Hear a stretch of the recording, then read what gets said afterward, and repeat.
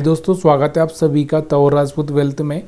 तो यहाँ पर हम कल के लिए प्रेडिक्शन भी कर लेंगे और थोड़ा सा मार्केट का एनालिसिस भी कर लेंगे, क्योंकि पिछले बहुत दिनों से मैंने आपको एनालिसिस नहीं दिया है। थोड़ा सा एनालिसिस कर लेंगे। तो यहाँ पर अगर आप देखना चाहें तो सबसे पहले आपको ये देखना है कि मैंने आपको पिछली बार भी ही बोला है कि देखो, आपको एक चीज़ पर फोकस करनी है। कौन सी चीज़? अगर मैं आपको यहाँ पर ये टॉप है, इसका जो टॉप है यहाँ पर ये मार्क कर देता हूँ, ये वाला टॉप, और इसका जो लो पॉइंट था ये वाला लो। तो मैंने आपको यही बोला था कि अगर हमारा लो के नीचे ओपन होता है, जो उससे मैंने आपको पहले ही बताया है कि तीन लाइन वाला स्ट्रेटजी तो वहाँ से एक बाइंग आ सकती है, और यहाँ पर जब तीसरी लाइन के आसपास ओपन होगा तो यहाँ पर एक सेलिंग आ सकती है। तो ये चीज़ें मैंने आपको पहले ही बता चुका हूँ, तो इसलिए आपको ये चीज़ें हमेशा थोड़ा सा याद रखना चाहिए।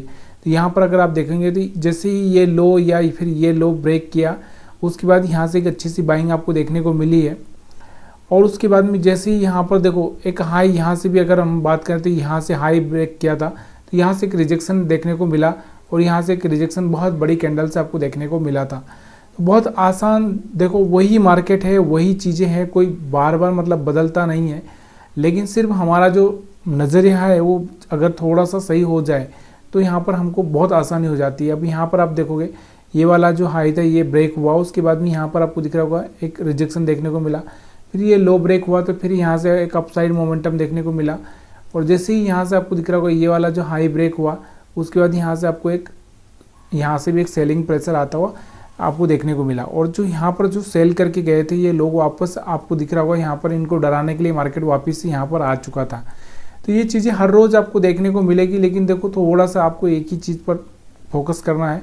जिस चीज़ को आप अच्छे से समझ सकते हो उस चीज़ को आप थोड़ा सा और भी थोड़ा सा अच्छा सा कर ले तो ज़्यादा बेटर रहेगा।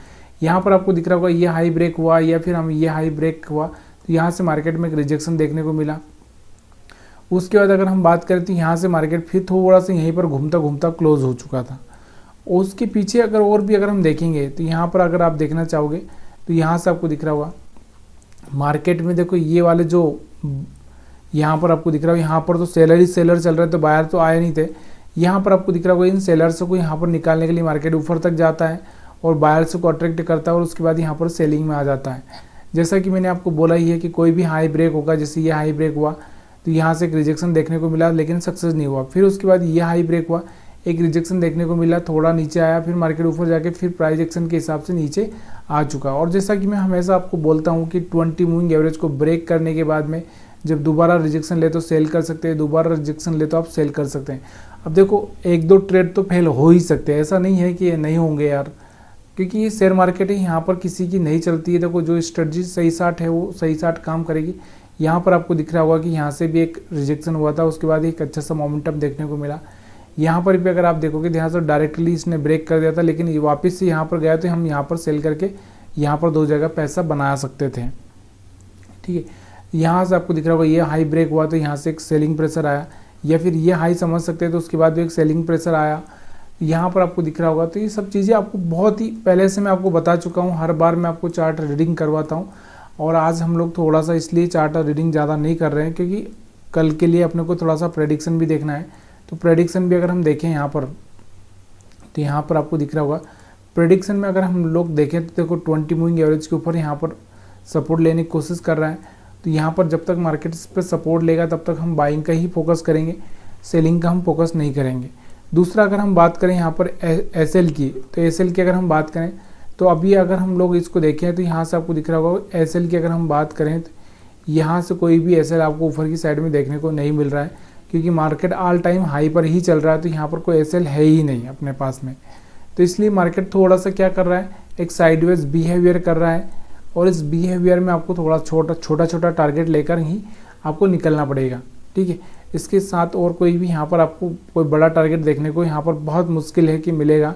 लेकिन जब तक मार्केट इस रेंज में है, उसके बाद अगर आप देखोगे तो एक रेजिस्टेंस बन चुका है, यहाँ पर आपको दिख रहा होगा ये वाला रेजिस्टेंस। तो यहाँ पर ये एक सपोर्ट का काम करेगा, और ये रेजिस्टेंस का जैसे ही यहाँ से ब्रेक होगा उसके बाद थोड़ा सा टेस्ट होकर वापस मार्केट अगर जाता है तो यहाँ पर एक अच्छा सा मोमेंटम हम लोग आगे देख सकते हैं। लेकिन अभी मार्केट में वही है, थोड़ा सा बच के रहना बहुत ज़रूरी है। क्यों? क्योंकि यहाँ पर कुछ मोमेंटम आपको दिख ही नहीं रहा होगा। मोमेंटम अगर हम देखेंगे तो बहुत छोटे छोटे मोमेंटम आ रहे हैं, ये वहीं का वहीं मार्केट घूम रहा है। अब यहाँ पर मैंने इससे पहले आपको एक और चीज़ मैंने बताई थी कि अगर मैंने आपको यहाँ पर भी मैंने एक स्ट्रेटजी बताई थी आपको। देखो यहाँ पर अगर हमने बात की थी शायद 31 तारीख को, हमने यहाँ पर 31 तारीख को या कुछ तो 1 या 31 तारीख के आसपास हमने बात की थी यहाँ पर कि भाई मैंने आपको एक ही बताया था कि जो भी मोमेंटम आएगा मार्केट में उस मोमेंटम की साइड में ही आपको ट्रेड करना है। अगर आपने वो वीडियो देखा होगा तो आपको पता होगा, अगर नहीं देखा होगा तो कोई बात नहीं। लेकिन यहाँ पर आपको थोड़ा सा एक और चीज़ मैंने बताई थी, अगर गैप अप ओपन हो जाता है, ज़्यादा ही गैप अप ओपन हो जाता है तो यहाँ से मार्केट में दूर रहना है। तो यहाँ से करीबन 600 पॉइंट के आसपास का यहाँ से गैप अप था, तो निफ्टी 50 में दूर रहने में ही फ़ायदा था। लेकिन अगले दिन आपको दिख रहा था कि एक ट्रेंड आ चुका था सेलिंग का, तो इस ट्रेंड में आप पैसा बना सकते थे। ठीक है, तो चलिए ये छोड़ो, इसके बारे में हम लोग बात नहीं करते हैं। अभी पुराना हो चुका है, नया हम लोग देख रहे हैं।